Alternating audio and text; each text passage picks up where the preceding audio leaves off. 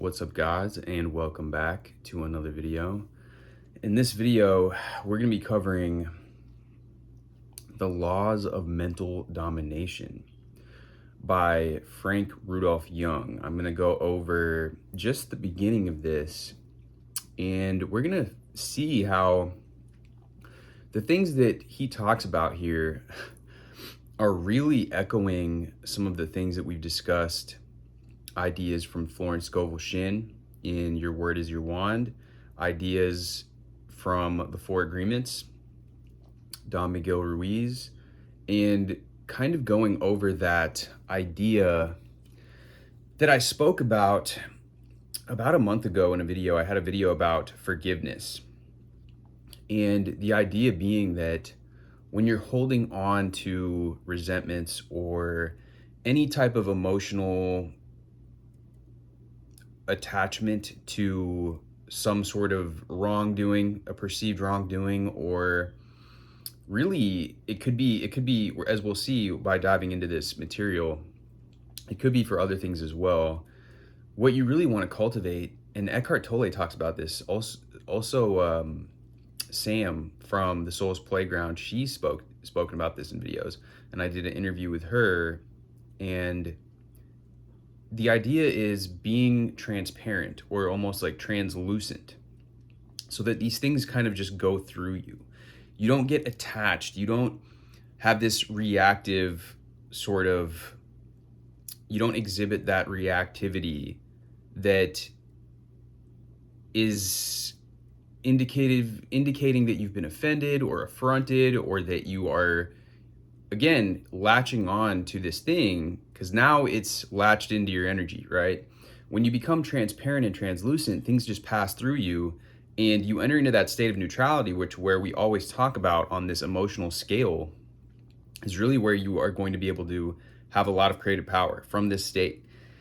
Anytime we get attached, whether it's that neediness, and Frank Rudolph Young talks about this, when you are lusting after something, it doesn't have to be lust in the sexual sense, but it can be a lust for power, or a lust for wanting something so bad, with that craving, needing energy. That over-attached energy is on this extreme, and then the opposite polarity, that fearful energy, it comes from becoming too engaged, or as Vadim Zeland would say, putting too much importance, putting this thing that you want, giving it too much importance, which is creating that lustful, needy, craving type of energy. So we're going to get into the material here. The first law of how the dominating mind works for you. I'm going to do some reading here, and then we're going to discuss it. So the first important step in the mastery of mental domination is to learn the basis of the dominating mind. So follow closely everything in this law. In order to acquire the dominating mind, you have to cast out full blast all fears and doubts of your ability to please others, all antagonisms towards any member of the human race, all eagerness to get the best of anyone, and all feelings of superiority over anybody. Rid yourself of all feeling of self, all feeling, and being the single all-important being. Cast out all desire to rule or subjugate others, or to compete against them in anything. Cast out all temptations to compare yourself with them, either to your own advantage or disadvantage.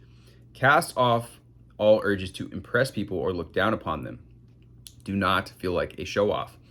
So this is interesting, right? Because he's talking about, and we know from studying Adlerian psychology, especially the book, The Courage to be Disliked, it's a fantastic book. Nobody in the manifestation space talks about this, but it's incredible for understanding psychology and mindset, and ultimately these are psychological things. When you're working with the power of the mind, understanding psychology is imperative. So in that book, he talks about the inferiority, again, inferiority and the superiority complex, they're both stemming from insecurity. So anytime you see those people that are just so kind of show-offy, being way louder, taking up way more space than is necessary in the room, trying to just show off, it's really stemming from, and that over eagerness to outdo, to outcompete, to one up everyone all the time.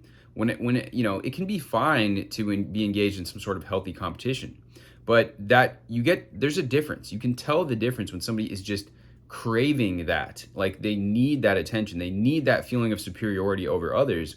Again, like this person said, they want to mentally subjugate them, or and what's interesting is that in actuality, as we're going to see here, if you want to gain control over others and influence them, let's say in a positive way, if you want to persuade them and even seduce them, and it doesn't have to be, again, it doesn't have to be sexual, because you could seduce somebody into a partnership that is not, romantic. You could induce somebody or seduce somebody to working on a project together, to engaging in some sort of business venture together, into your way of thinking, right?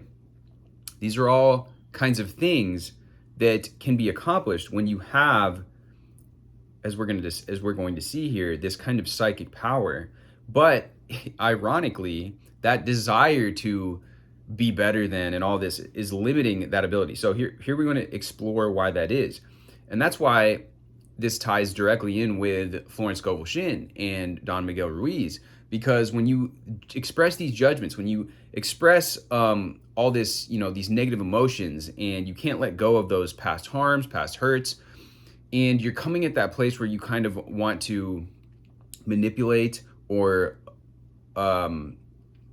influence others, but in a way that is not to their benefit, it's going to be, even if you look at this from a material reductionist viewpoint, which is to say, on one hand, the spiritual understanding is to do no harm, right? When we do harm to another, we're doing harm to ourselves. Another way that you can look at this, if you really want to be, again, from a material worldview exclusively, is that we'll see here, that's going to actually work in it's going to, from the point of view of people in your life, it's going to be found out. You can't keep that up, this facade of kind of stacking lies on top of lies when you're really deceiving people. It's going to affect your reputation. It's going to, you're going to be discovered eventually, even if in the short term. And you see that happening with some of these people that, if things catch up to them, right? You see it happening. But we're going to get into this. I'm not going to delay it any longer. And this is going to reveal all of this. So, either to your own advantage or, do not feel don't feel, of course, like a nobody who is being tolerated by others. Envy no one anything has, but don't pine over the fact that you don't have more yourself. If Jack or Jane is taller and handsomer than you, banish those comparisons out of your mind. All such hostile thoughts in which you secretly wish to remake yourself and someone else, and to bless yourself with his enviable traits and curse him with your unwanted ones, show on your face, no matter how hard you try to conceal them. That's what I'm talking about. You can't really keep this up over a long-term basis. Even if you hide them from your face, they creep into your voice and your general manner. Jack or Jane feels a strange, inexplicable frigidity in the atmosphere around you and is repelled by it. Neither can you acquire a dominating mind unless you free yourself from worry. If you are sensitive, you cannot help but suffer wherever you go, from slights and insults, and from unfriendly thought messages from people who dislike you. A major portion of these messages will be purely imaginative on your part, but some of them will be actual enough to start you worrying. Since you cannot devote the major part of your life to the unprofitable struggle of getting and overcoming psychological complexes, you have to develop an immediate block to prevent them from implanting themselves in your mind in the first place. Don't wait until you are worrying chronically about an oppressive influence to put an end to it. Block it out of your psyche the moment you sense it disturbing your peace of mind. Rubberize yourself against it. Don't dodge the issue by thinking about something else, for that pushes the already implanted mental virus deep into your brain cells. When you feel the gnawing within oppressing you following a misunderstanding with someone, halt all introspection in your mind at once before that mental virus buries itself in you. Interesting.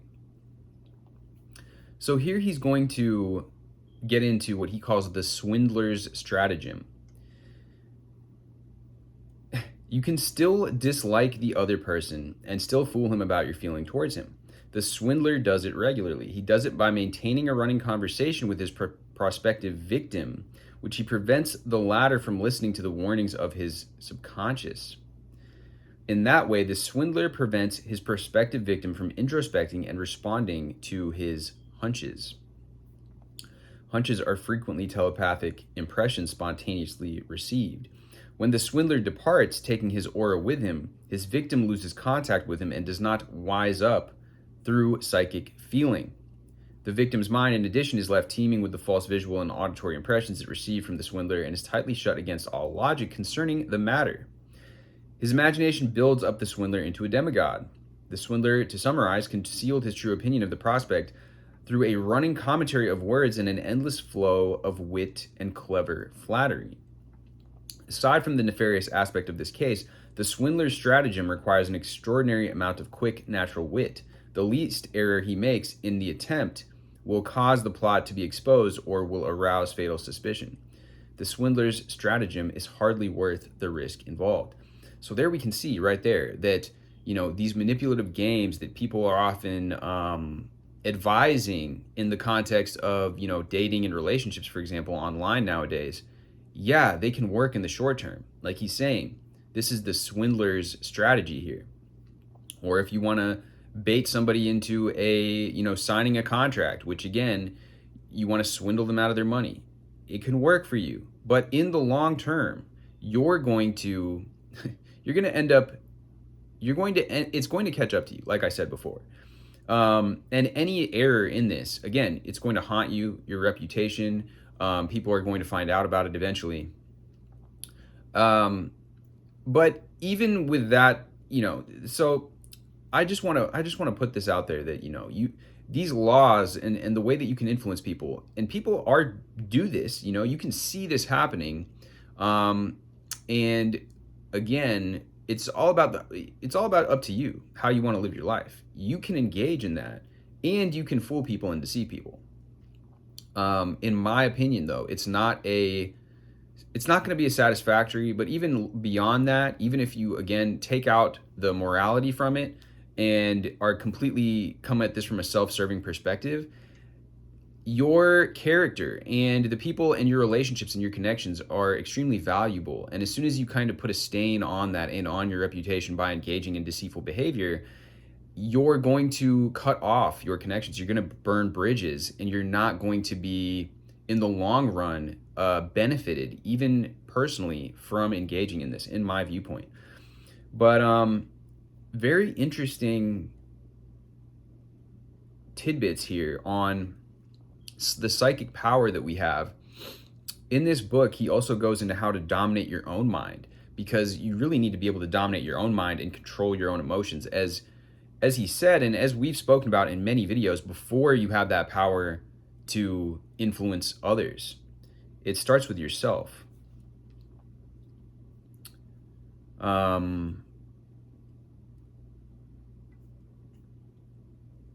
So here's an interesting part here. The dominating mind and self-consciousness. The dominating mind banishes self-consciousness. You are self-conscious when you doubt your ability to please or control others.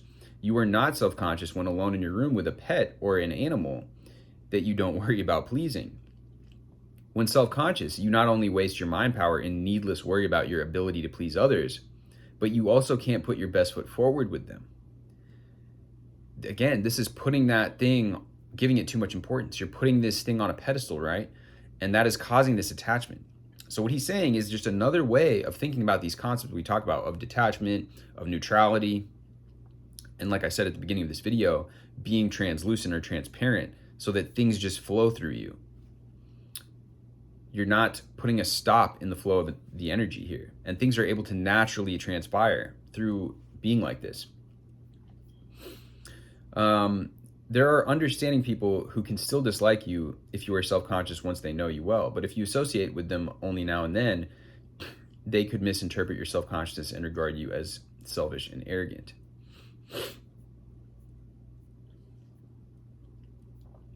Okay.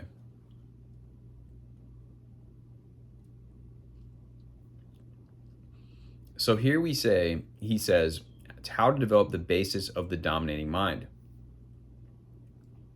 Exercise 1, the thought vacuum. This simple exercise will rid you of all feeling of self so that you can cast off your fears and doubts about pleasing others, your antagonism, and your urges to surpass, subjugate, impress, or look down upon others. It also rids you of the opposite urges, the urge to feel inferior of others or to dread that you cannot please them no matter how hard you try. You will then have the basis of the dominating mind. Alone in your room, imagine yourself on the sidewalk running into somebody you know, somebody you dislike. He arouses inferiority feelings in you and destroys your natural charm. But since it's impossible to avoid him, he's the ideal subject with whom to practice this exercise, both in your imagination and in actual life. The moment you lay eyes on him, convert your mind into a mental blank by banishing every thought from it. To achieve this, do the thought vacuum. Stare at an insignificant spot on the wall and repeat to yourself, ... Project him now, the kindest thoughts, and fill yourself with an eagerness to meet him. As you two draw near, exclaim, so glad to see you again. Prevent all introspection from returning to you by thinking again, ... Grin at him and stare at the bridge of his nose, directly between his eyes. Do not stare into his eyes or you will perceive his unfriendly glare. But he believes that you are staring into his eyes. Don't wait for his reply, but add something meaningless to what you said, something about the weather, for instance. You will learn more about harmonious conversation in a later law. Continue grinning at him and staring at the bridge of his nose and march on. With that routine, you can move past him without really seeing him or being rude to him. Or, in my mind, what's being expressed here is reacting to that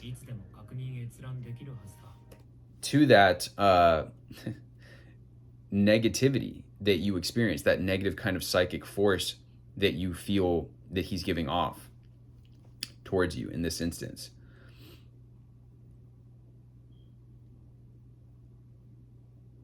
So how this exercise helps you with everybody you associate with. The basis of the dominating mind is mastered faster when you practice in private with an obnoxious person in mind than when practiced in person with a well-behaved friend or relative who approves of you. With the obnoxious person, even when he is not present, you encounter fierce personality resistance. This one exercise is all you need to master the basis of the dominating mind. It rids you of doubts and fears with people, not by building up tensions in you with suggestions of having courage and confidence, but by limiting your emotional reactions to others. It leaves your mind unaffected by its immediate social environment so that it responds only to the suggestions which you yourself put into it. It teaches you how to meet the blows of rudeness, not with your chin, but by relaxing and rolling with them. It enables you to meet and walk past an unpleasant individual without being shaken up by the encounter. Last and most important, it keeps your head cool, ready to apply the laws of mental domination on him. When applied to the average or better bred person, the basis of the dominating mind captivates him instantly. He is impressed by your staring into his eyes, and his psyche receives no unfriendly telepathic thoughts from you. With your mind a blank, projecting only the best feelings for him, he receives the wavelength of your well-intentioned thoughts and is stirred by them. Your very expression is altered by that frame of mind. This will be explained in Law 4, Sandala, how to develop the overwhelming gaze. Your mental blank purifies your thinking, so to speak. So just before you meet the individual, he feels your irresistible rapport with you before you utter a word. How the dominating mind works for you is the first law of mental domination. Master it right away by practicing the thought vacuum. Wow. So that is the first law of this. And in this book, he goes over these various laws here. What's so cool about this is that we often see, you know, especially online with like the SP community with Neville and all this, which I don't necessarily advocate. Um, if you are with a person in a long-term relationship and they've continually expressed kind of just negativity towards you, been disrespectful, been not uh, respecting your boundaries, all of this stuff, just mistreating you essentially. I don't necessarily recommend using this, but you could definitely see how this particular exercise is actually a tangible exercise for you to build up that non-reactivity, whether it's a rude person that you know at work, whether yes, a coworker that you don't get along with. Um, it could be, yeah, in the context of a relationship. If they've been disrespectful to you, you could try this out. Again, I'm not advocating to do that. A lot of people, I think, are missing the mark in the whole SP community, because if somebody is like that, that's one of the most important, if not the most important relationship in your entire life, is the person that you choose to enter into a intimate relationship with. You know, whether you're getting married, whether you're having kids, whatever, you're going to be spending a lot of time with that person. You're going to be building hopefully with that person a life together. And so this whole idea in the SP, like I said, community of just using this when you very well might not have a good person to begin with, in my opinion, is inadvisable and is not going to work in the long term. But with other people, it could even be family members or people that you are forced to see. You can almost bypass. I mean, I have certain people in my life who, or family members or relatives or acquaintances, that this could absolutely work on. People that you know that you're going to run into. And when you apply this technique, it's practicing that muscle of emotional control, that you have control. You're not going to get reactive just because this person really, really rubs you the wrong way, or really, really has been a thorn in your side. And you can just tell with people, you can tell when you build up this communication skills, when you are able to perceive people's energy and perceive the vibe and read the room and get the vibe off people. You can tell when somebody has like ill intention towards you, when somebody just has ill intent. They don't have to even say anything. They could just send you a thought transmission of that, but you would pick up on it. And that's another reason why this whole deceitful game doesn't really work. And you notice that with these slick people, slick salesmen, slick talking individuals, like Frank Rudolph Young mentioned, they have to kind of distract the mind constantly by engaging you with flattery, quick wit, cleverness, so that your mind doesn't have the chance to pick up on that intuitive impulse of, oh, this person is kind of like, this person is what's the word, conniving, or this person is, has ulterior motives, some sort of agenda that is not favorable to me, right? But with people that are charming, that actually are practicing positive intent towards you, they don't have to even say anything. You just pick up and you just start to vibe and you're like, oh, I like that person, right? Because they are using these same psychic like laws that Frank Rudolph Young is talking about, but they're using it in a positive way. They're using it in a way where maybe they want to see a benefit for you, or they're thinking positivity. They're sending, positive energy towards you. That becomes very, very attractive. So these are all ideas that we can use when engaged with whoever it is in any context, whether it's work, whether it's family, whether it is a potential love interest. These things are always at play. And I'd be curious, if you guys are interested, maybe I'll cover the second law here in the next video, because some very interesting takes, and they're kind of threading together different ideas that we've gone over on the channel recently. With that being said, guys, much love as usual. Drop this with a like. Let me know your thoughts down below, and I will see you guys in the next video.